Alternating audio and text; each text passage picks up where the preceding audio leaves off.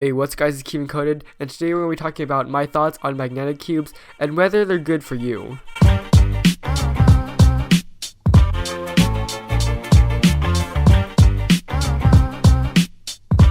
So a magnetic cube is, believe it or not, a cube that has magnets inside it.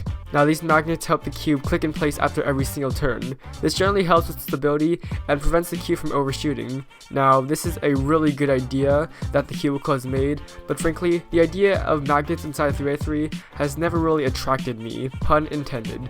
But the reason why I never really considered getting a magnetic cube is because first off, they would cost me around $50 pre-setup, which is way too much for me to spend on a 3x3. Like, come on, I could buy like a microphone with that.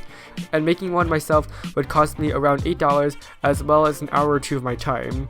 And even then, I would probably do a really sloppy job, and I would never be able to get the precision that pre-setup cubes would give me. So therefore, I decided that I was not really interested in magnetic cubes. But then I went to a competition, and I realized that they were actually really popular. Like, a lot of people made their own, and some even had theirs that were pre-set up by the cubicle. So I got a chance to try some of these cubes, and this is what I think of them so far. They're good for some people, and others won't like it at all. So first I tried some magnetic cubes that people made themselves. I overall thought that the magnets did do their job in preventing overshooting, and they did make the cube more stable at the expense of some other factors that are nearly just as important. One expense was how heavy the turning felt.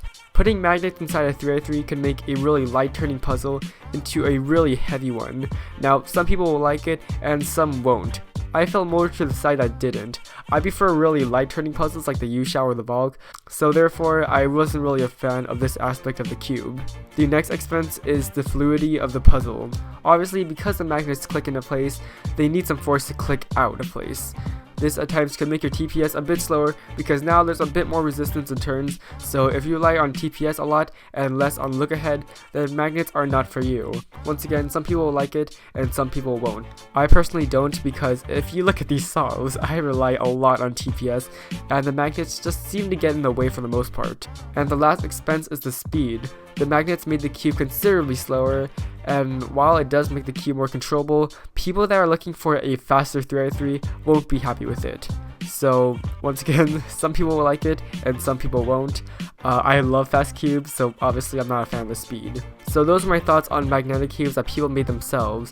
But I also got to try out a Gans Air UM, so that's a pre-set up magnetic cube. And my thoughts on it are that it's pretty good, but it still has these three traits, it's not that fast, it's not that fluid, and it's pretty heavy, which are all things that I really don't like. But if these three things aren't flaws for you and are actually good for you, like you like heavy turning puzzles, you don't really need TPS and rely mostly on look ahead and all that stuff, then magnetic cubes are perfect for you. They personally aren't for me, but that doesn't mean it's not for you, and I'll check them out if you tend to overshoot and you rely mostly on look ahead.